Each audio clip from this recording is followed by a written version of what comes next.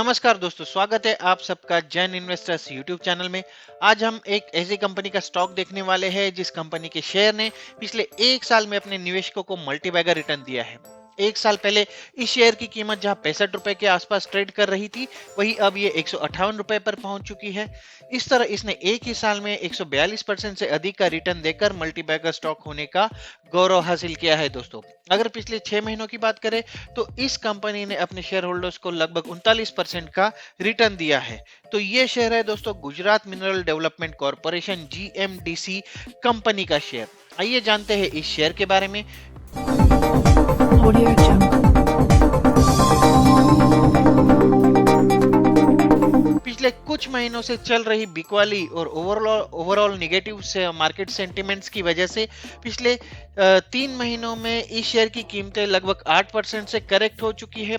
इतना ही नहीं, अगर इस शेयर के टॉप लेवल या 52 वीक के हाई लेवल की बात करें तो 228 रुपए की इसकी टॉप लेवल है, जहां से ये शेयर अब तक 44% करेक्ट हो चुका है दोस्तों। लेकिन लगता है कि इस शेयर के पर पॉजिटिव सेंटिमेंट लौट आया है और पिछले एक महीने में इस शेयर की कीमतें जो है वो 18% से ऊपर उठ चुकी है। यही नहीं, पिछले सिर्फ एक हफ्ते में इस शेयर की कीमतों में 5% की बढ़ोतरी दर्ज की गई है दोस्तों। आज हम देखेंगे कंपनी के बिजनेस के बारे में, कंपनी के पास्ट परफॉर्मेंस के बारे में, फाइनेंशियल्स के बारे में जानेंगे, उसके स्ट्रॉन्ग पॉइंट्स और वीक पॉइंट्स की बात कर लेंगे, इसके फ्यूचर प्लान्स के बारे में बात करेंगे और जानेंगे कि कंपनी के शेयर की टारगेट प्राइस कहां पर सेट होती है दोस्तों। तो आइए शुरू करते हैं आज का वीडियो। सबसे पहले नजर डालेंगे दोस्तों कंपनी के बिजनेस पर। गुजरात मिनरल डेवलपमेंट कॉरपोरेशन मुख्य रूप से दो सेक्टर्स में काम करता है, माइनिंग और पावर जनरेशन के बिजनेस में ये काम करता है दोस्तों। इसके प्रोजेक्ट्स में lignite, bauxite, fluorspar, multi metal, manganese, power, wind और सोलर एनर्जी जैसी अलग अलग एनर्जीज या फिर अलग अलग प्रोजेक्ट्स शामिल है दोस्तों। GMDC की ऊर्जा क्षेत्र में अच्छी उपस्थिति है। उनके पास थर्मल पावर प्रोजेक्ट्स और पवन और सौर ऊर्जा सहित रिन्यूएबल पावर जनरेशन प्रोजेक्ट का एक डाइवर्सिफाइड पोर्टफोलियो भी है। अगर इसके मिनरल्स की पॉइंट्स की बात करें तो मिनरल्स और मेटल्स या फिर खनिज और धातु की बात कर ले तो कंपनी गुजरात के विभिन्न जिलों जैसे कच्छ, सूरत, बड़ौदा, राजकोट, जामनगर, पोरबंदर, अमरेली, भावनगर और अन्य जिलों से लिग्नाइट, बॉक्साइट, फ्लोरोस्पार, मैंगनीज, सिलिका रेत, चूना पत्थर, बेंटोनाइट और बॉल क्ले जैसे विभिन्न खनिजों और धातुओं का खनन और एक्सट्रैक्शन करती है दोस्तों। इसके प्रोडक्ट पोर्टफोलियो की बात कर ले तो सबसे पहले लिग्नाइट ऑपरेशंस के बारे में बात करेंगे दोस्तों। वर्तमान में कंपनी गुजरात में 5 लिग्नाइट खानों की मालिक है और उसको ऑपरेट करती है। इसने FY 2020 में 70 लाख टन लिग्नाइट का खनन किया। ये कंपनी के रिवेन्यू का प्रमुख सोर्स है और वित्त वर्ष 2020 में रिवेन्यू का 78% जो योगदान था वो सिर्फ लिग्नाइट ऑपरेशंस के तरफ से आया था दोस्तों, 78% का। आइए अब नजर डालेंगे कि लिग्नाइट कहाँ कहाँ यूज होता है। तो अगर जैसे आप देख सकते हैं कि इलेक्ट्रिसिटी जनरेशन में, एग्रीकल्चरल में और सिंथेटिक नेचुरल गैस जनरेशन में लिग्नाइट यूज किया जाता है दोस्तों। सेकेंड पोर्टफोलियो है इसका प्रोडक्ट है बॉक्साइट। बॉक्साइट ऑपरेशंस कंपनी पिछले 4 दशकों से इसमें मौजूद है और कच्छ और देवभूमि में बॉक्साइट खनन में लगी हुई है। इसने FY 2020 में 900 metric ton plant grade bauxite और 4.5 lakh ton non plant grade bauxite sell किया है दोस्तों। अगर देखें बॉक्साइट कहाँ यूज होता है तो aluminium production, mining and refining और ट्रांसपोर्टेशन में बॉक्साइट का अच्छा खासा यूज होता है दोस्तों। इसके साथ साथ फ्लोरोस्पार यूज होता है स्टील मेकिंग, एल्यूमिनियम प्रोडक्शन में। इसके बाद अगर देखें मैंगनीज तो मैंगनीज भी यूज होता है आयरन एंड स्टील इंडस्ट्री में। सिलिका सैंड की बात कर ले तो construction, ceramics, water purification, glass making में इसका यूज किया जाता है। इसके बाद लाइमस्टोन का यूज भी कंस्ट्रक्शन एंड आर्किटेक्चर में किया जाता है। इंडस्ट्रियल फिलर्स में और केमिकल इंडस्ट्री में इसका काफी ज्यादा यूज होता है दोस्तों। बेंटोनाइट की अगर बात करें तो बेंटोनाइट जो है इसका यूज आप मेनली कंस्ट्रक्शन इंजीनियरिंग, ड्रिलिंग और इसके साथ साथ फाउंड्री के कामों में किया जाता है। और अगर देखें बॉल क्ले की बात करें तो बॉल क्ले जो है दोस्तों कंस्ट्रक्शन सिरेमिक्स में यूज किया जाता है। उसके साथ साथ टेबल वेयर और सैनिटरी वेयर में बॉल क्ले का यूज होता है। तो इनका जो प्रोडक्ट पोर्टफोलियो है दोस्तों, ये बताने की मैं यही कोशिश कर रहा हूँ कि इनका जो प्रोडक्ट पोर्टफोलियो है ये आपकी रोजमर्रा की जिंदगी में जो चीजें लगती है उसमें यूज होता है। तो काफी अच्छा बिजनेस है, काफी डाइवर्सिफाइड है और सबसे इंपॉर्टेंट चीज है कि ये मतलब ये वहां यूज होता है जहां पर आपको हर रोज की जो चीजें हैं वो लगने वाली है दोस्तों। और इसके साथ साथ इसका अगर अगला बिजनेस पे नजर डाले तो पावर बिजनेस है। कंपनी थर्मल, विंड और सोलर कैटेगरी में कई बिजली परियोजनाओं की मालकिन है और उनको ऑपरेट भी करती है। ये 250 मेगावाट की क्षमता वाली एक्रीमोटा थर्मल पावर स्टेशन की मालिक है।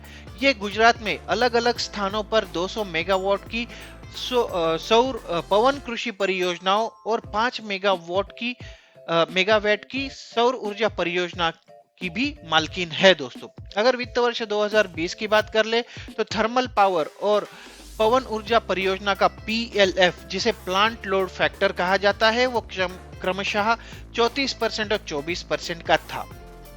अब नजर डालेंगे दोस्तों कंपनी के फाइनेंशियल नंबर्स पर।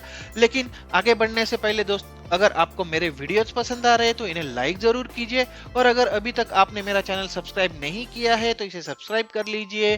साथ ही बेल का आइकॉन प्रेस करके ऑल का ऑप्शन सिलेक्ट कर लीजिए, क्योंकि ऐसी बहुत सी नई नई बातें मैं आपके साथ शेयर करने वाला हूं जो आपको मदद कर सकती है आपकी इन्वेस्टमेंट स्ट्रेटेजी डिसाइड करने के लिए।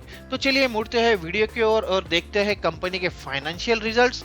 अगर ओवरऑल रिजल्ट्स की बात कर ले, कंपनी के नंबर्स की बात कर ले, तो मार्केट कैपिटलाइजेशन 5021 करोड़ रुपए का है। कंपनी के शेयर की करंट प्राइस 158 रुपए की है। 52 वीक का है जो है शेयर का है वो 228 रुपए और लो लगभग 58 रुपए का है।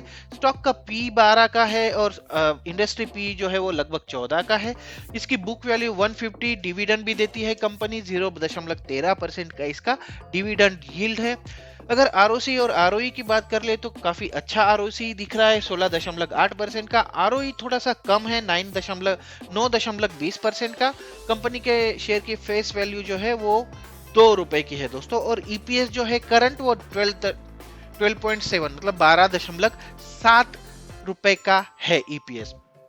अब नजर डालेंगे दोस्तों कंपनी के क्वार्टरली रिजल्ट पर। अगर यहाँ पर देखें क्वार्टरली रिजल्ट्स की बात करें तो मार्च 2021 में जहां कंपनी का टोटल सेल 566 करोड़ रुपए हुआ था, लेकिन 566 करोड़ रुपए के पीछे कंपनी को लॉस हुआ था 185 करोड़ रुपए का मार्च 2021 में।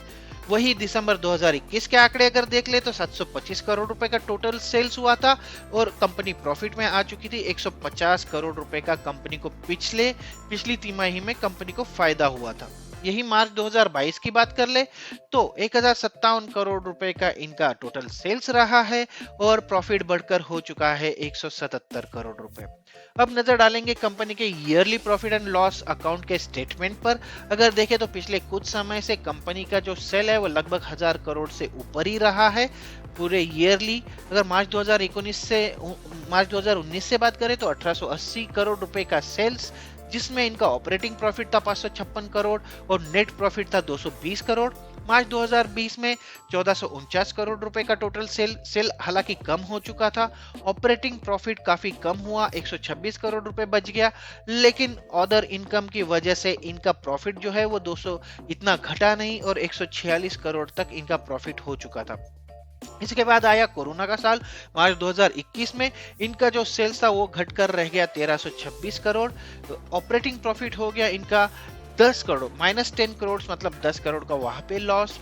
और उसके बाद बाकी सारे फैक्टर्स कंसीडर करें तो इनका नेट प्रॉफिट जो पिछले साल था 2021 में वो नेट प्रॉफिट नहीं था, वो नेट लॉस था 39 करोड़ रुपए का कंपनी को लॉस हुआ था दोस्तों। लेकिन अब जबकि कोरोना जा चुका है, मैं ऐसा ही कहूंगा कोरोना जा चुका है, मार्च 2000 सारे ऑपरेशंस जो है वो नॉर्मल हो चुके हैं, तो मार्च 2022 के आंकड़े काफी मायने रखते हैं। अगर देखें कंपेयर करें पिछले एक साल के आंकड़ों में तो मार्च 2021 में जहां 1326 करोड़ रुपए का सेल हुआ था, वही मार्च 2022 में 2732 करोड़ रुपए का सेल हुआ है दोस्तों। 2 गुना से भी ज्यादा हो चुका है इनका सेल। ऑपरेटिंग प्रॉफिट जहां 10 से 679 करोड़ रुपए हो चुका है। उसके साथ साथ अगर नेट प्रॉफिट की बात करें तो 39 करोड़ रुपए का लॉस चेंज होकर हो चुका है 405 करोड़ रुपए के प्रॉफिट में तब्दील हो चुका है दोस्तों। तो काफी अच्छे आंकड़े आए हैं मार्च 2022 के इस कंपनी के। इसके साथ साथ अगर इसके हिस्टोरिकल नंबर्स की बात कर ले दोस्तों, तो हिस्टोरिकल नंबर जो है वो कंपाउंडेड सेल्स ग्रोथ की बात कर लेते हैं पहले। 10 साल के लिए 5% काफी कम है, लेकिन 5 साल और 3 साल के लिए इनका एवरेज रहा है 12% और 13% का, लेकिन पिछले एक साल में 106% का सेल्स ग्रोथ देख रही है कंपनी। इसके बाद कंपाउंडेड प्रॉफिट ग्रोथ अगर देखें तो 10 साल के लिए निगेटिव नंबर है दोस्तों, काफी खराब नंबर है। लेकिन 5 साल इसने रिकवरी की है, 5 साल में 5%, 3 साल में 7%, पिछले एक साल में 21% का प्रॉफिट ग्रोथ देखा गया है। स्टॉक प्राइस CAGR की बात कर ले तो यहाँ पर भी 10 साल के लिए -2% है, 5 साल के लिए 2%, 3 साल के लिए 31% और 1 साल के लिए 142% का स्टॉक प्राइस CAGR है। ROE की बात कर लेते हैं दोस्तों, रिटर्न ऑन इक्विटी, तो यहाँ पर काफी एवरेज नंबर्स है। ये नंबर्स मुझे थोड़े से परेशान कर रहे हैं दोस्तों। 10 साल के लिए 10%, 5 साल के लिए 7%, 3 साल के लिए सिर्फ 7% और पिछले एक साल में भी सिर्फ 9% का ROE दिखा रही है कंपनी, जो कि थोड़ा सा चिंता का विषय जरूर है दोस्तों। अब इसके शेयर होल्डिंग पैटर्न की बात कर ले तो पिछले कुछ समय से देखिए आप, सितंबर 2021 में अगर फॉरेन इन्वेस्टर्स का शेयर होल्डिंग देखे तो 1.29% था। उसके बाद दिसंबर 2021 के तिमाही में बढ़ गया 1.71%, मार्च 2022 में 2.93% और जून में 3.61% का शेयर होल्डिंग हो गया है फॉरेन इन्वेस्टर्स का। वही अगर डोमेस्टिक इन्वेस्टर्स की बात करें तो डोमेस्टिक इन्वेस्टर्स थोड़े से नाखुश लग रहे हैं इस स्टॉक से। दिसंबर 2021 में इनका काफी अच्छा नंबर था 2.50% का, मार्च 2022 में 2.66% हो गया, लेकिन पिछले एक क्वार्टर में थोड़े से नाखुश हो गए डोमेस्टिक इन्वेस्टर्स और इसमें 2.11% का इनका स्टेक हो रहा है। अब नजर डालेंगे दोस्तों कंपनी के रिवेन्यू स्प्लिट पर। अगर देखें तो पिछले साल लिग्नाइट परियोजनाओं से जो राजस्व या फिर जो रिवेन्यू आया था वो 78% का हिस्सा था। इसके बाद अक्षय ऊर्जा या फिर रिन्यूएबल एनर्जी प्रोजेक्ट्स जो थे उनसे कंपनी को 11% का रिवेन्यू मिला, थर्मल पावर प्रोजेक्ट से 9% का और उसके बाद बॉक्साइट परियोजना और अन्य मिलकर 2% का इनको रिवेन्यू प्राप्त हुआ था दोस्तों। अब उन फैक्टर्स पर नजर डालेंगे, उन की फैक्टर्स पर नजर डालेंगे दोस्तों जो कंपनी के आगे की या फिर फ्यूचर की शेयर की टारगेट प्राइस डिसाइड करते हैं। अगर देखें तो सबसे पहले कंपनी लगभग कर्जा मुक्त है दोस्तों, कंपनी पर कोई लोन नहीं है। स्टॉक अपनी बुक वैल्यू के 1.05 गुना पर कारोबार कर रहा है। जैसा कि मैंने बताया कि काफी अच्छे रिजनेबल प्राइस में ये स्टॉक अभी उपलब्ध है। कंपनी को ये जो क्वार्टर है वो काफी अच्छा रहने की उम्मीद जताई जा रही है। इसके साथ साथ कंपनी का जो डिविडेंड पे आउट है वो काफी शानदार रहा है और 20.34% का company healthy dividend pay out करती है। पर अगर कंपनी के ROE की बात करें दोस्तों तो पिछले 3 साल के लिए ये लगभग 7% का ही रहा है, जो कि इंडस्ट्री स्टैंडर्ड से काफी कम है। जो मैंने पहले भी आपको बताया कि ये ROE कंपनी का रिटर्न ऑन इक्विटी के जो नंबर से इवन पिछले एक साल का जो नंबर है सिर्फ 9%, वो मुझे थोड़ा सा चिंता का विषय लग रहा है दोस्तों, वहां पर मैं थोड़ा सा कंफ्यूज हो रहा हूँ। इसके बाद अगर देखें तो कंपनी ने उनके एसेट्स को राइट ऑफ भी किया है। पिछले साल कंपनी ने अपनी थर्मल पावर प्रोजेक्ट यानी एक्रीमोटा थर्मल पावर स्टेशन के संबंध में अपनी संपत्ति की जो अपनी एसेट की जो राशि है उसकी समीक्षा की और लगभग 400 करोड़ की राशि को राइट ऑफ कर दिया दोस्तों। ये एक पॉइंट मैं आपके सामने हाईलाइट करना चाहूंगा। अब देखेंगे दोस्तों कंपनी के टारगेट प्राइस के बारे में। तो हमने इस कंपनी के बारे में जाना, साथ ही देखा कि कंपनी का बिजनेस क्या है, कंपनी की फ्यूचर स्ट्रेटजी ओवरऑल, ये सारे फैक्टर्स हमने देखे हैं। तो ये शेयर एक अच्छा शेयर, भरोसेमंद शेयर नजर आ रहा है दोस्तों। भले ही ROE काफी कम है और कुछ नेगेटिव फैक्टर्स भी है, लेकिन भरोसे के हिसाब से जैसे कि ये गुजरात सरकार का इसमें स्टेक है तो वो मतलब थोड़ा सा इसको भरोसेमंद बनाता है। टारगेट प्राइस देखने से पहले एक बात फिर से मैं हाईलाइट करना चाहूंगा दोस्तों कि कंपनी का पीई रेशियो जो है वो 12 का है, जबकि इंडस्ट्री पीई रेशियो लगभग 14 का है। इस हिसाब से अगर देखें तो टेक्निकली कंपनी का शेयर जो है एक रिजनेबल प्राइस पर अवेलेबल है। इसलिए अगर आप लॉन्ग टर्म के हिसाब से इन्वेस्ट करना चाहते हैं तो ये कंपनी एक अच्छा ऑप्शन साबित हो सकती है। अगर सारे फैक्टर्स को कंसीडर किया जाए तो अगले एक साल में इस शेयर में कम से कम 35 से 40% की बढ़ोतरी रहने की होने की उम्मीद है दोस्तों, और शेयर की प्राइस जो है वो 200 से 220 की लेवल छू सकती है, ऐसा हमारा अनुमान है। तो ये था दोस्तों GMDC कंपनी लिमिटेड कंपनी के शेयर का फुल एनालिसिस। आशा करता हूँ कि ये वीडियो आपको पसंद आएगा और आपकी हेल्प करेगा आगे की स्ट्रेटेजी डिसाइड करने के लिए। तो आज के वीडियो में बस इतना ही।